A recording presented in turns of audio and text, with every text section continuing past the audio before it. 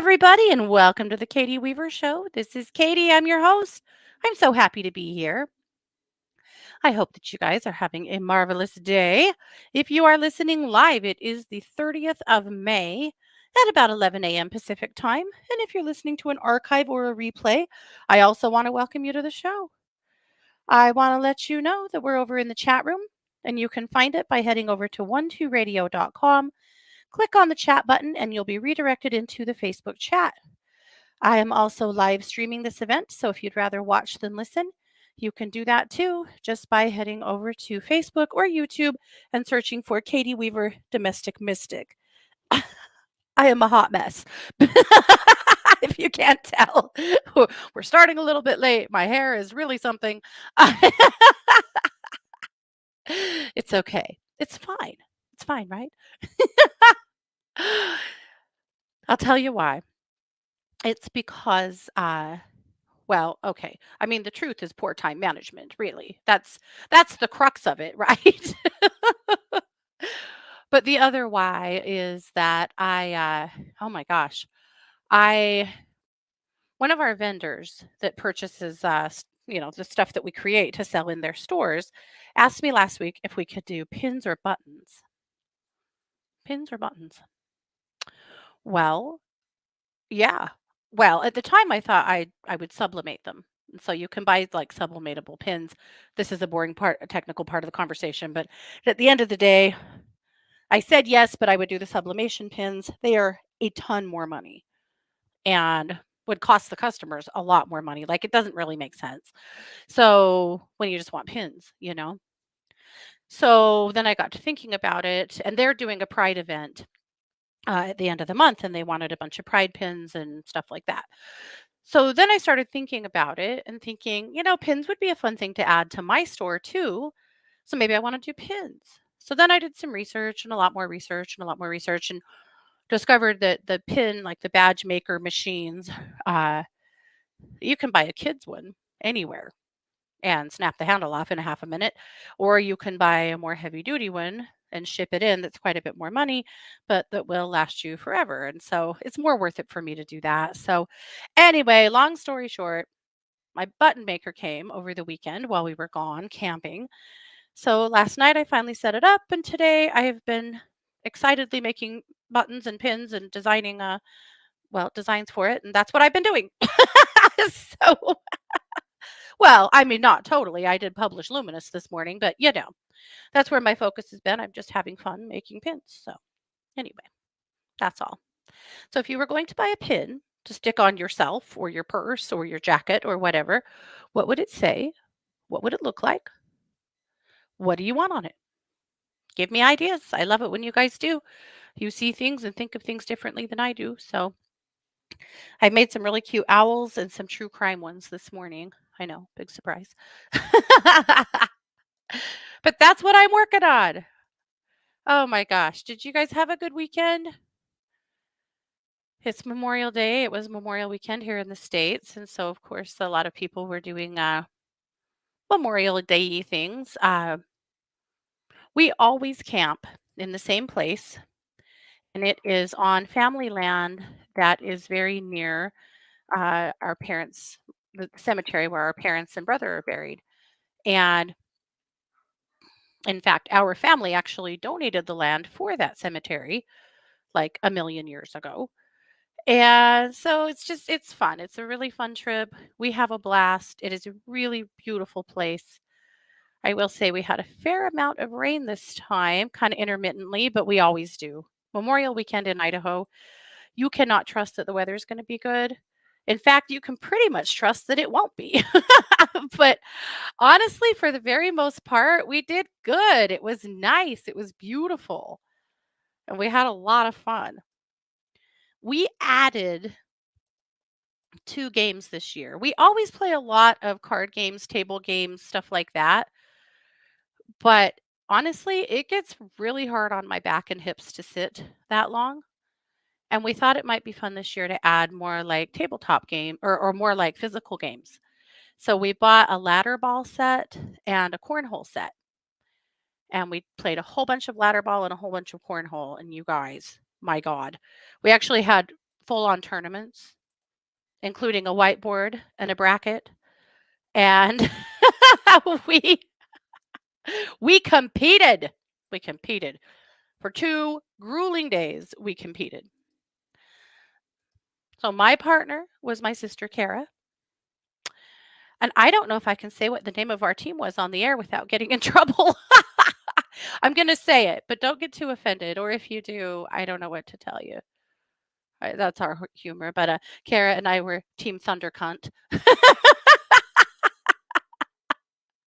And Team Thunder Sea, we, in the first, in ladder ball, we actually took 3rd place. We surprised everybody and took 3rd place.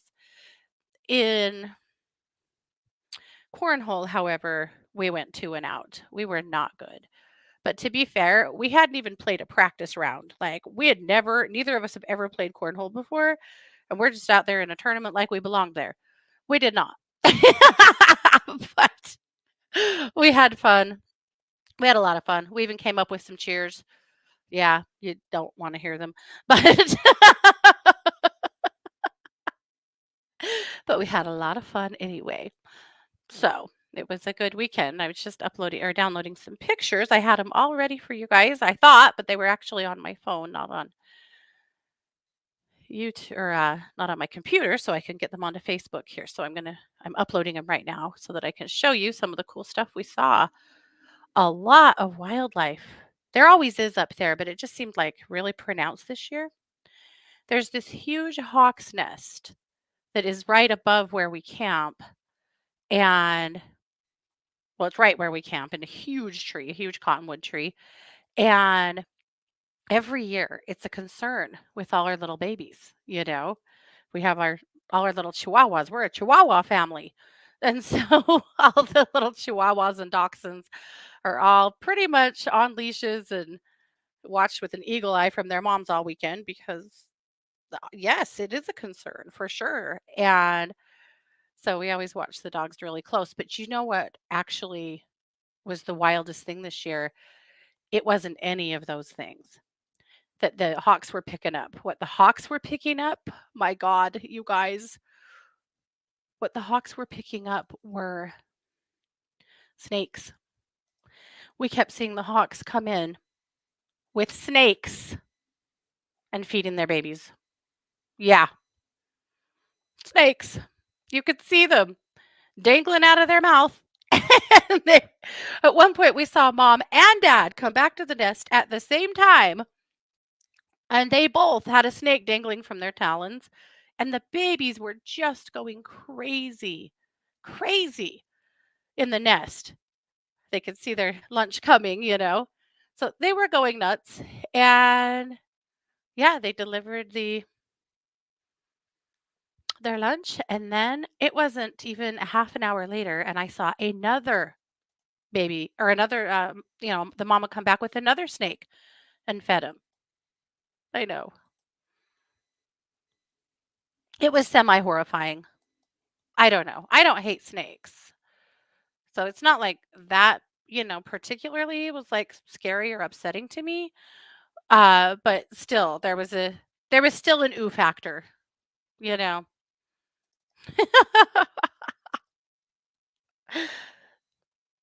Okay. One more thing to put in Facebook and then I'm going to put it up in the video too. One of the things we did this year. So I told you last week that I'm working on this creative process called Ebrew.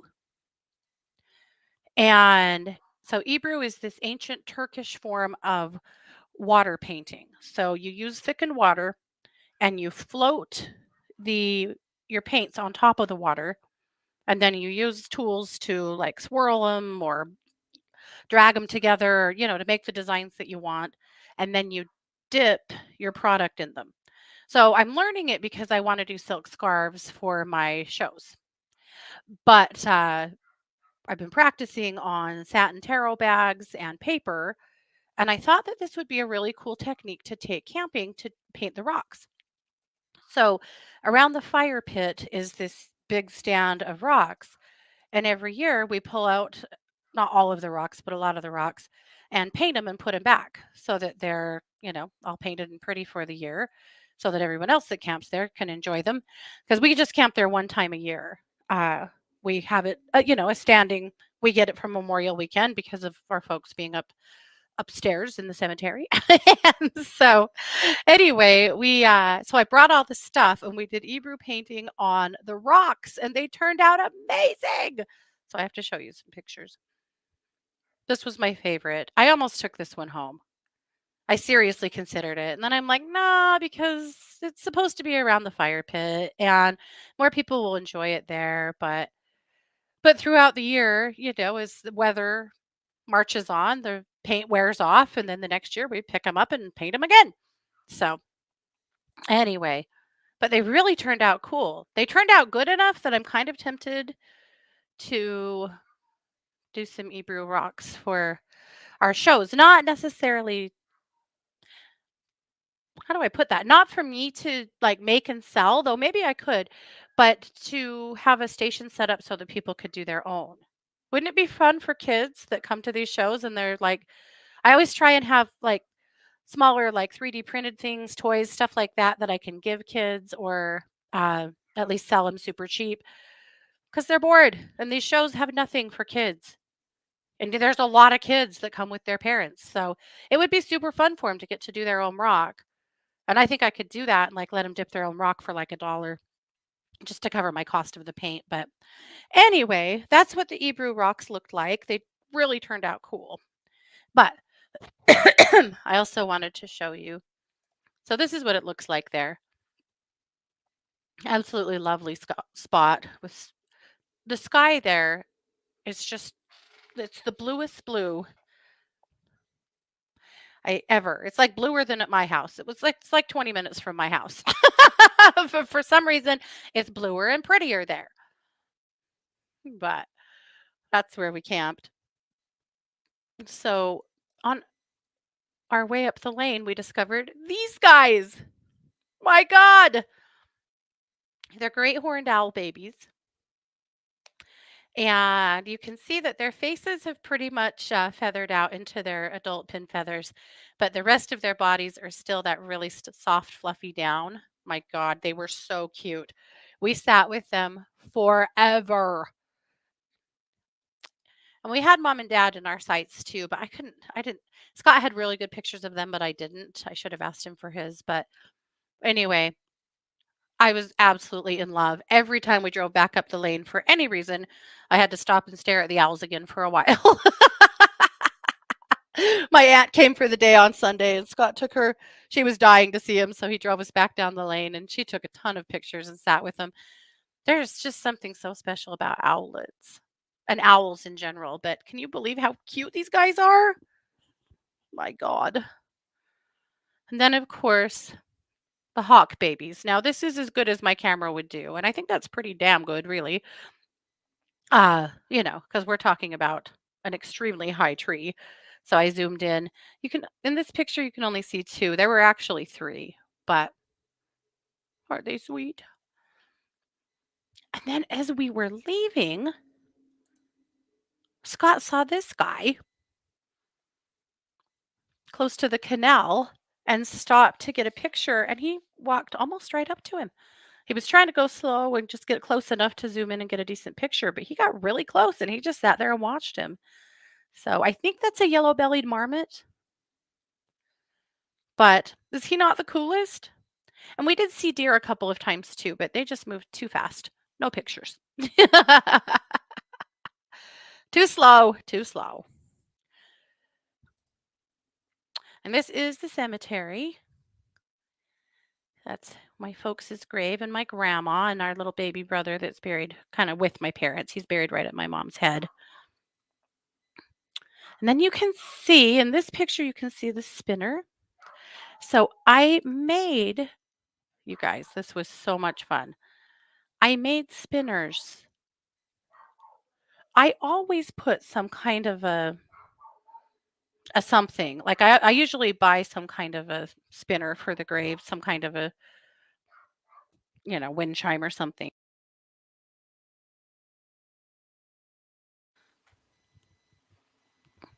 But this time I had found some files that you or some sorry, some blanks so that you can sublimate your own wind spinners. And so I did. So I had was thinking that I wanted to do something that was more like a deer on one side for my dad. That really when he was not too far from his death, he was on hospice for quite a long time, and when he was bad, we had discussed like what would you want on your how are you going to come back and see me was my question for him. How are you going to come back and see me? Because our mom was always coming to see us as like crows or blackbirds or ravens. And he said, well, I'll be a deer. And I'm like, Dad, how often will you get to get that close to me with a deer? And he's like, I'll figure it out. And then he had died in March. And that summer we went to Montana to Crystal Park to, dig crystals. And by God, sitting off to the side of the road was this enormous stag deer, like an enormous male, huge horns. And he was just sitting there. And Scott stopped the car. We were on like a mountain road where there wasn't anybody else. And we sat and made eye contact and just watched that deer. And he's kept eye contact with me for many minutes. And then he just stood up and ambled down the hill and was gone. And I probably cried for like the rest of the day. but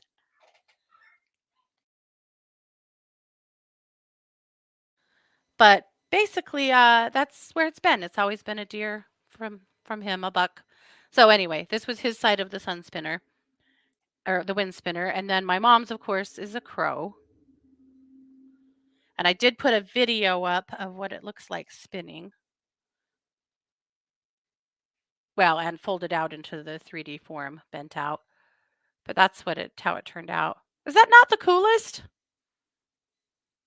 It looks so pretty up there and it's just spinning away.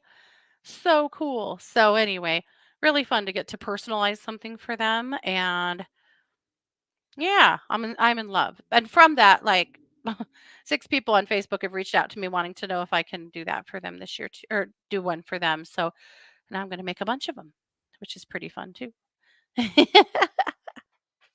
I love it.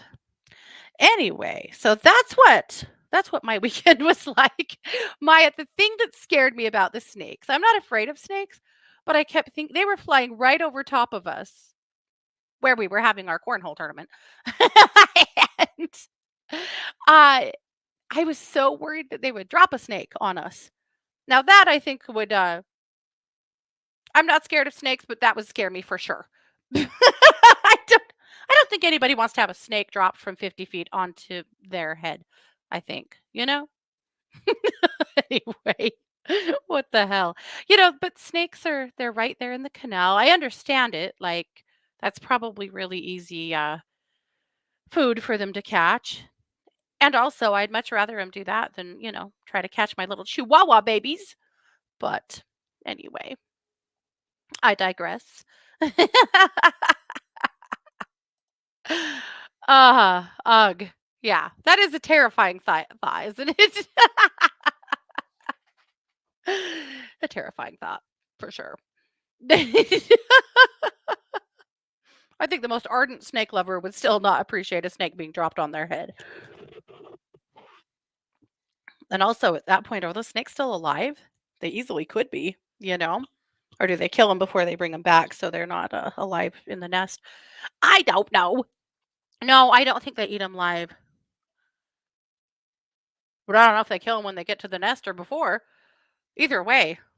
Ooh, yeah, that's killing me. Sid said, is it true that a grizzly was recently murdered at Yellowstone? Yeah, it is true. And do you have any personal insight onto the weird things that have been going on with the terrain there? Oh, man. The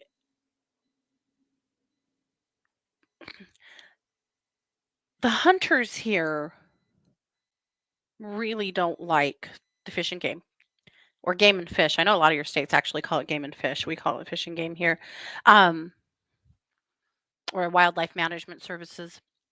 There's an ongoing battle between them because people here feel like their rights should trump all else, and especially when it comes to guns and hunting and doing what they want with their guns. And I'm not going to get in a gun debate or fight anybody here, but that's the reality of living in rural redneck Idaho. And it's really hard sometimes because the battles between the two result in people doing awful things sometimes. And people here want have wanted wolves and grizzly bears to be delisted from the endangered species list or the protected species list so that they can kill them at will. Um, you'd still have to have a tag, but it's been a particular fight over grizzlies because grizzlies were on the endangered list for a long time and they still are. But people here, a lot of people here feel like they should be off of the list because they're getting to be a little too much. A lot of bears, and the problem with it, to play devil's advocate just a little bit, is that they starve to death.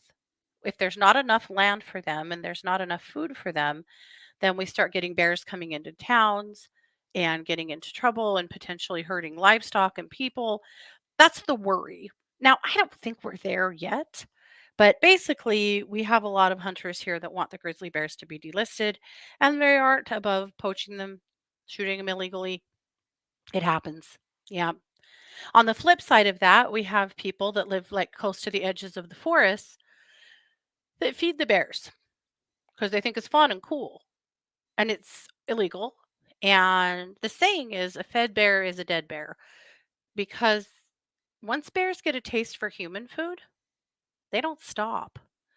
So there are some bears like up in the Jackson Hole area, like up on the edge of Grand Teton National Park, that have been that every year they end up having to euthanize some of them because people are feeding them, not just the grizzlies, but just bears in general. People are feeding them and like want to have a relationship with the bears. Well, that's a horrible idea. Bears are wild animals. And when you feed them and you try to humanize them, eventually they're probably going to end up having to either be relocated or euthanized, and most likely euthanized. So it sucks. It really sucks. But so that's kind of what's going on, Sid, as far as the bears are concerned, is that we have people that are absolutely determined to buck the rules. They did finally release a lot more wolf tags last year. I think they actually removed the wolves from the endangered species list or protected species. And the problem is you still can't shoot anything in Yellowstone Park or Grand Teton, but people do. But if they stray out, unless there's a specific hunt for that, which there's not, but if they stray out of the park even a little bit, people are ready and they will absolutely take them out, and it's awful. Anyway, so I hope that answers your question, but that's basically what the climate is here towards the bears and the wolves both. Uh, as far as the actual physical terrain there, the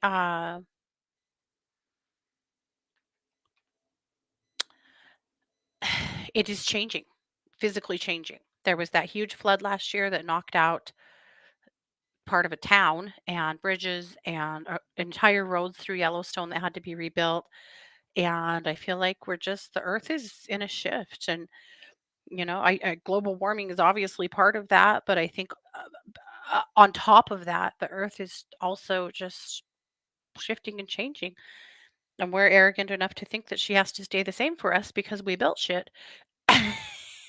And, well, we don't, you know?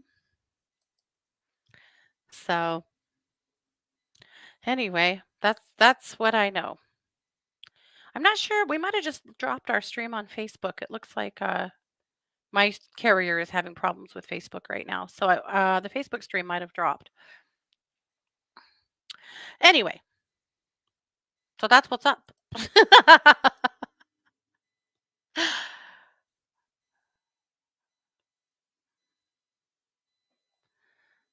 Okay, just looking in both of the chat rooms.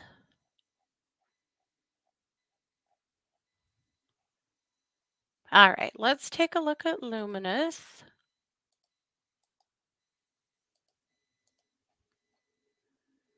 But our first show is Sunday, so I am just a creating fool right now, trying to get everything done that I wanted to do.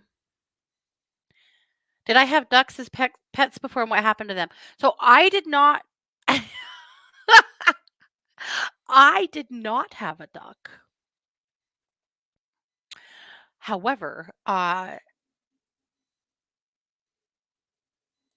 we rescued a duck one time. This has been quite a few years ago. We had a friend whose little brother brought home a couple of ducks, and his dad didn't have the heart to tell him no, but this guy took like real pride in his yard and his garden and stuff, and the ducks were destroying his garden. So she wanted to know if the ducks could come here and live with our chickens. It's back when we had chickens and turkeys and guineas and stuff. And so I said yes because I didn't want anything to happen to the ducks. So we bring these two ducks home and they were cute as hell and funny. And I loved them. I love ducks. But it landed me in hot water because in one night they completely destroyed Scott's green bean patch and had moved on to the peas and were working them over, and the ducks couldn't stay. The chickens didn't do that. They didn't destroy our garden. The turkeys were in a big run, so they weren't out, but nothing else we had messed up the garden, but the ducks were making short work of our garden. So not far from my house is a place, it's called the Nature Park, but it's basically it's a 3 ponds, and it's like a recreation area, and there's a huge flock of ducks there that some of them come and go, and some of them stay year round. And in fact, I always go feed them in the winter because during the summer, they people feed them constantly. It's an activity to go feed the ducks, which is, it's a little iffy. Like everybody wants to just go feed them a loaf of bread, but bread really isn't that good for ducks. They love it, they'll eat it, but it's not that good for them. And so it's a problem, but people do feed them, and because they're fed, a lot of them don't leave for the winter anymore. And so then in the winter, when it's cold as hell, people don't go feed them, and then they're getting hungry, you know? And so anyway, because of that, I always feed them in the winter time when nobody else does, and they are ravenous. But I buy duck food or pop 'em popcorn. Popcorn's not bad for them either, and you can pop a big bag of popcorn in not too much time. But anyhow, just plain popcorn, no good stuff on it. Anyway, so JR, here's what happened with those ducks. I put them over there. I didn't know what else to do with them. I didn't want to I wanted to make sure they'd be okay, and I knew that going over there with that big flock of ducks, they would be, I hope they were okay. That was my hope and plan. But you really aren't technically legally allowed to do that. So me and the kids loaded up at like midnight with these damn ducks. Two kids in the car, each holding a duck. We didn't even put him in a crate, just holding a duck because my hope was we could just pull up there, you know, drop him off quickly and go. And I know this is not my proudest moment, probably, but anyway, so all the way over there, these ducks are squawking, pooping, scratching, and my kids are trying to hang on to them.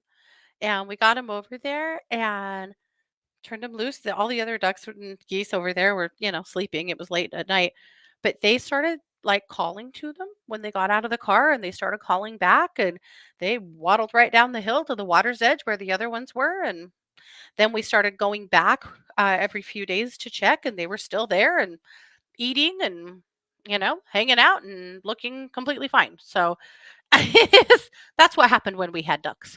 But I know. Again, I maybe I could have done something better with them, I'm not sure. At the time, it seemed like that was probably my best option to be able to keep an eye on them, make sure they were okay, but yeah. Yeah, the bread can, pollute the water. Yeah, there's a lot of things about bread. It's just not that nutritious either, and so they fill up their crops with all of this bread, and then, yeah, it can ferment in their crops as it breaks down, and it doesn't give them very much nutritional value, and so it's not good to be feeding them. And a lot of people do it because it's cheap, you know? You can go buy a couple of really cheap loaves of bread and go feed the ducks for some recreation, and it is fun to feed the ducks. I love doing it, but you just need to feed them the right thing. Somebody finally did put, some feeders at that park too that you can pay, like, 25 cents and get a handful of duck pellets. And the people who do it, it is to help fund their an orphanage that they're associated with in Africa somewhere. So that's a good thing too. So I've been okay with that. But anyway, however, if you've been a feeder of ducks and you didn't know, like, don't beat yourself up. That's really common. Just now you know. There's popping popcorn. They love it, and it's actually good for them and gives them some of the roughage that they need and is more healthy. Or just go buy a bag of duck feed and parcel it out and go back all summer long. That's really not that expensive either. 15 bucks for like a 25-pound bag. That'll feed a lot of ducks. Anyway, let's take a look at Luminous. You have already received it if you subscribe. If you don't, I did post a link. Did I post a link? I'm going to post a link in the chat room. I thought I did. I'm realizing I didn't.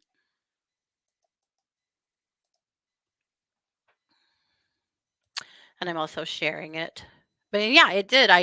This is StreamYard, the carrier that I use, is struggling with to connect to Facebook right now. So I lost the Facebook stream. There's just nothing I can do about it. It's just, tech nonsense that happens sometimes.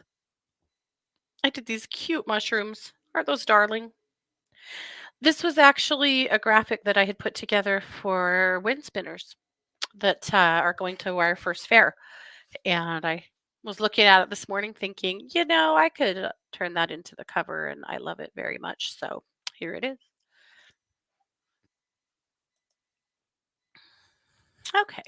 I called the magazine this week the You Are Right edition. I think sometimes you need to hear it. You need to remember that you are an intuitive being. You're also a great problem solver, and you know you better than anyone else on the planet. And it's a good reminder sometimes that you are right. Trust your intuition. In my musings, I talked a little bit about the owls that we found. So I had looked up owl spirituality, just wondering how it applied to me since I just kept seeing these little owlets. That's a different picture than I had posted before. Aren't they cute? My God, those big yellow eyes. Oh, and yes, as we went down the road, their heads turned an outrageous amount without their bodies moving, like owls do, to watch us. Owls represent wisdom, knowledge, change, transformation, intuitive development, and trusting the mystery. Owls show up when you're being asked to listen to your intuition. Seeing and hearing owls can activate a deeper level of your spirit and draw the magic out of you. Why do you think when you see certain animals or things that you have such a deep level of wonder or reverence or connection? Do you think I could have driven past these guys and not stopped? Wild horses, right? Absolutely not. Could have drug me away from them. By the way, I'd stop for wild horses too. But you too, I bet. But at any rate, I no, because there's something really sacred and magical about owls. So the next time you see an owl or you hear one when you're outside at night and you hear that hoo hoo hoo hoo. We get some barn owls in the pine trees across the street from us up in our neighbors' trees and listen to them at night a lot, calling back and forth. Scott can call to them and they'll call back too. It's amazing. There's just something about that activation of spirit that owls create that is pretty amazing. Typically, if I see a robin in a tree, I probably don't stop. I'll stop for a crow or a raven if I can, if they're doing something, they're sitting right there staring, I'll stop and say hello. But owls, like that's a showstopper. That's something that will just grab you.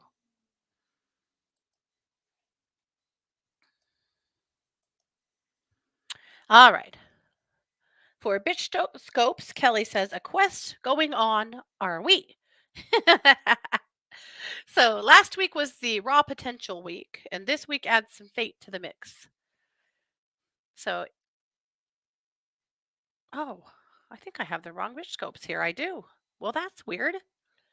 Well, I will fix this after the show. I'm sorry, you guys, and I'm sorry, Kelly. What the hell? I have them. I just apparently put the wrong thing up. Ah, boo. All right. I will fix that. All right. And my tip of the week, I did a tip about grief. I've shared this one before, but grief goes on and on. Long after the last flower has been thrown away, be the friend that offers support in the days, weeks, and years to come. It's okay to talk about it. It's okay to be real about death. It is a gift and a skill to become comfortable with death. People get really freaked out. I have so many clients who say that they lost people when they lost people. That certain people either didn't come at all, didn't show up to the services, they didn't hear from them, nothing, or afterwards they got really uncomfortable with them. It's because people don't know what to say, they don't know what to do. By and large, my experience is that people just don't want to say the wrong thing and upset you. But saying something is better than saying nothing, you know, acknowledging their pain or holding space, you know. I when we were at camp this weekend, our dear Aunt Rose came down to visit, and it's her and her husband's land, my uncle, um, that we camp on. And last year she didn't. She usually comes and sits around the fire and visits for a while. And we didn't see her last year. And I had said, we sure missed you last year. And she said, well, let me tell you what happened. And her mother died. Her mom was in her 90s. She had been helping take care of her. She actually lived with her for 2 months towards the end of her life. And we missed her because she was real busy. But so it's been a year now. And some people can't have those conversations, right? But we talked. We talked about losing her mom and how she was doing. I shared something about losing my mom. We both cried. Uh, you know, Scott walked away, uncomfortable. but but it was good. It was good for her. It was good for me. It is a gift to be able to talk about death. If you don't have that gift or that skill yet, and talking about death makes you very uncomfortable and you don't know how to connect to people that have been through a big loss, it's never too late to start working on it, right? Just know that giving people space where they're safe, giving people space to talk about it, giving people space to share whatever they want to share, that's enough. Last week, we spent a little time with a teammate of Mars's from college that they don't live too far from us, and we'd stopped at their house to visit and well to help him out with something. And when we were visiting, his mother died last August. She was 100 years old. 100. Miraculous woman. These are wonderful people, and he's pretty well an atheist, and that's fine. I don't care and whatever. And we were talking about a different subject, and suddenly, just kind of out of nowhere, he got really kind of got a faraway look, and he said, I'm not a religious guy, but I sure hope they're out there somewhere. And I said, I believe that they are. And I said, I'm not a religious guy either. I said, I think I'm really happy just being agnostic and not having to have a set belief, but allowing myself to believe what feels right. And we shared some tears, and a brief conversation about that. And I thought, isn't it interesting? Like, we don't know each other super well, and I doubt he knows what I do for a living. And I wasn't going to get all wild on that because I don't know if that's how what his comfort level was. But to just be able to share that conversation about losing his mom and, you know, now being in that space where it is kind of scary and scary to think that maybe I've spent my life not believing in an afterlife, but now that my parent has passed, now I'm not comfortable with that belief anymore because it terrifies me. It was interesting. I love how the universe does that though, puts you in positions where you can have conversations like that that you don't know you don't know maybe that you're probably on an angel's errand. You're probably someone's working through you to pass a message along to someone who needs it. And if you can stay present, and I hope I did. I hope I did, but if you can stay present and talk from your heart and listen more than you speak, you can do that. We can all do that. I think it's important to remember and also to be courageous enough to talk. You know, we're also very worried about offending people or hurting people's feelings that sometimes we don't say the things that maybe do need to be said, share the conversations that do need to be shared. I think we worry too much about what is socially acceptable to the point that maybe we don't share as much as we could or we should. So, so that's my tip. That was a soapbox, but I've just had so many clients in deep grief lately, either over current losses or really old ones that are just coming up to hit them right now. Christy's energy exercise is the calm mind exercise. Ginger brings us angels and guides with colors for the week. So every sign had a color. For example, Taurus is green. The angels and guides show growth and fertility by planting seeds of deliberate intention of the things you want to manifest, and visualizing them as if they're already there will help your dreams grow and prosper beyond belief. We'll take it. Of course, there's lots more crime over at True Crime Squad. That never changes. Brand new video from Jamie Dawn.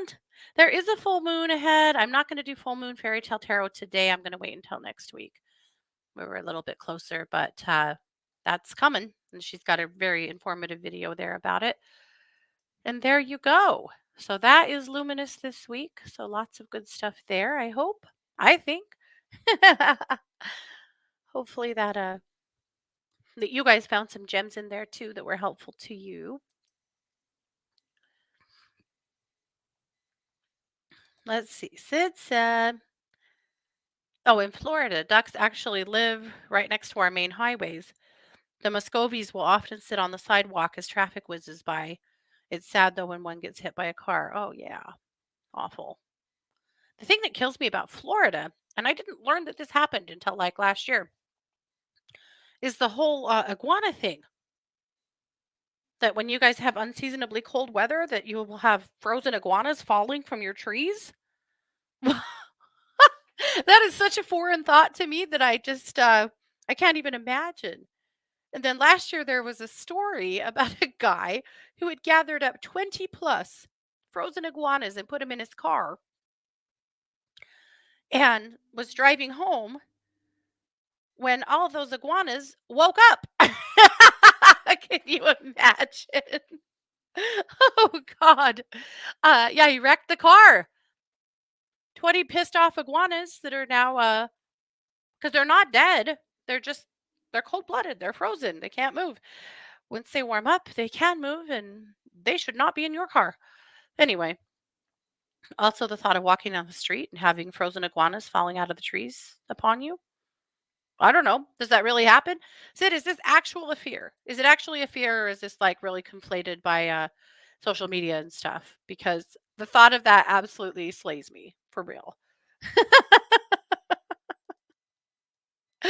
Oh gosh. The US is interesting, isn't it? I know you guys aren't all in the US, but we're like different countries over here, from the east to the west, different communities, different areas. Like, life is very different. It's interesting. Okay, I had a couple of questions I wanted to get to, and then, of course, we need to do our bibliomancy. Hello, Jane, and I see that you made your destination to a whole new list of challenges, but I'm glad you made it there anyway. And hi to Liliane and Renee and Julia. Julia said, "Would you have any insights into my health? Whole team is a bit flummoxed. Is a liver flush a good idea?" Oh, Julia, let's feel into it.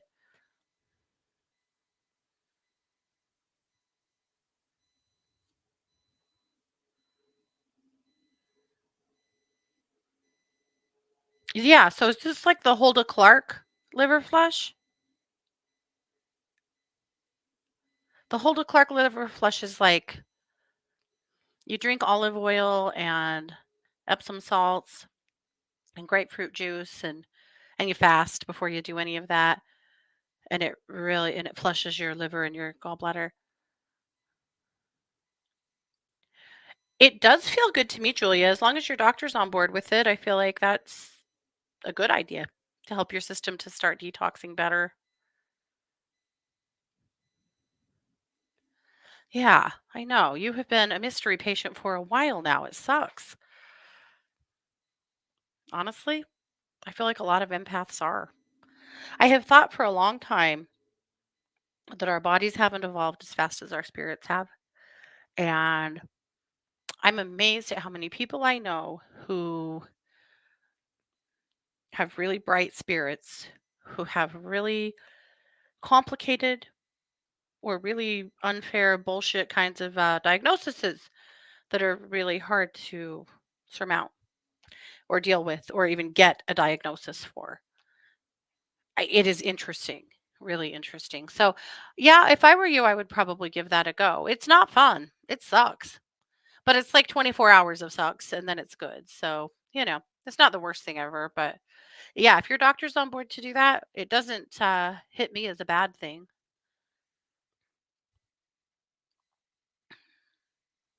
Oh, she said early summer in Ontario. Shorts, mosquitoes, black flies, deer flies, asparagus. Yeah, we've been gathering asparagus off the ditch banks and feasting on it. My gosh, it's so good. It's so much better than what you buy in the store. It's so different than what you buy in the store. Um, Luckily, though, it's been a little too cold at night still for much in the way of mosquitoes. So we're lucky so far, but we'll get hammered. We always do. A hot mess button. That is an awesome idea, Jessica. Yeah, I will do that. I love it. Okay. Maya said, snakes. Yeah, I'd be unable to sleep. Emily said, will I have a job this year? I want to move out of my parents really badly. Emily, I feel like you will. I feel like we're looking at like sometime around September that you do have a good job and you're able to move out and get something else going. I feel like the moving out piece feels a little creative. Like you may have a roommate for a while or, like rent a mother-in-law suite or mini house on someone else's land or something. Like it feels a little untraditional, in other words, that will give you a chance to be able to get out, but also live a little more cheaply so that you can get out. But yeah, I feel like that is coming into play for you this year by fall. So don't give up. Keep applying, keep working on your own skill set so that you can get a better job and a better job. But feels to me like it is on the horizon for you. Yeah. JR said, I've been getting the runaround from my phone company. Will I get this resolved soon or should I go ahead and change my cell company? My gut feeling is you're going to have to change, that it's not going to get better. And even if you can get a resolution now, it's not going to be, you're going to be back in this position in a minute, fighting them again. So I would give them maybe one more day to find a way to resolve this. But I actually feel like JR that you are going to do something else. Yep. Maureen said, spent the weekend with the goal of cleaning out the walk-in closet. The closet won as I am exhausted and made a promise to myself I'll never let this happen again. It's all right. Let the closet win this time. You'll win next time. Lots to donate, some to consignment. Would love to have a clearing as I just feel overwhelmed. Let's do it, Maureen.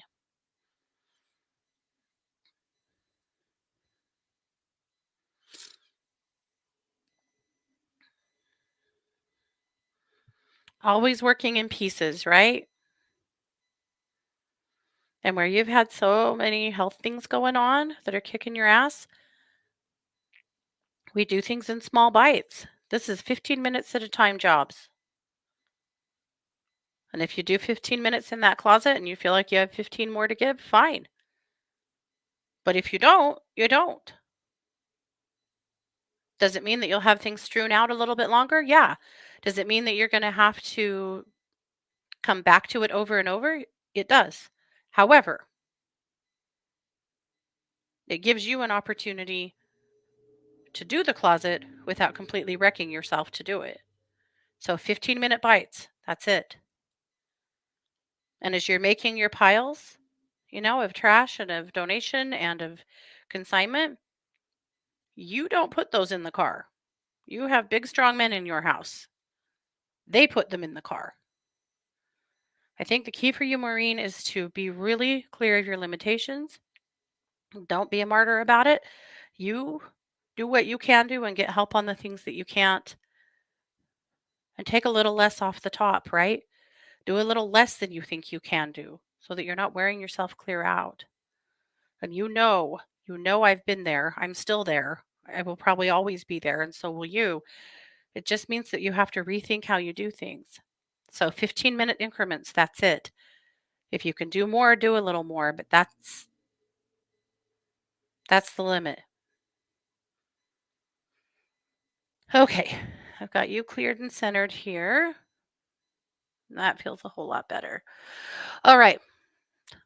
Well, happy closeting for sure. All righty. Okay, we've got to do our bibliomancy with Kathleen, or we're going to run out of time. So, of course, this is our Kathleen Peterson book. These were messages that Kathleen channeled from her masters. And now, in Kathleen's passing, every week, we just ask what we need to know this week and flip the book open. And where we land, that's our message from Kathleen and from her masters, who are probably ours too. Okay. Apollo. I come before you today to bring light. I offer my assistance in healing for any problem you have on any level. I am strongly connected with the sun and therefore bring this light with me whenever I am present. When I am here, you may feel the heat of the sun even on the darkest days. Take the time to connect with the sun's energy and call forth the healing rays. I will work with you to release and cleanse all illness and disease you are experiencing. Although I am connected to the sun, I offer you this. You are also connected to the sun, as such, can create with the sun a healing energy which can be used to assist others when ill health or depression takes hold. I will assist you. You have the power within you to heal yourself and others by calling on the energy of the sun, the moon, and the spirit. When you work with the energies, you do not deplete your own energy, and at the same time, you send a variety of healing to whatever area is in need. Know that you can call on me. Know that I am available to lend you my powerful presence and energy to work with you in the area of healing and light. I will bring light whenever and wherever you need it. Do not fear that you will not see it or feel it, as this is very powerful, and when you are open to receiving, it will come. The sun can assist you in raising your vibration and increasing your comfort in healing. You will affect others with a positive energy just by being in their presence. Connect with the sun Feel the heat and the golden rays filling your being with light and energy. Take them into yourself and sit in this energy wherever you begin to question whether life is worth the effort. When you are in this energy, it will lift you up and help you open your eyes to a new day and a new way of thinking. Take the time today to connect this with this powerful energy. Take it in and let it express through you as you allow the moon and other energy to express through you. Everything is connected, and by combining all of the energies in certain situations, you create an unusual and powerful healing. Not every situation calls for this type of energy. Trust that you will know when to use it, or if in doubt, you can call on me and I will let you know. I send you blessings and the rays of the sun to lighten your day and bring you new energy for whatever you need.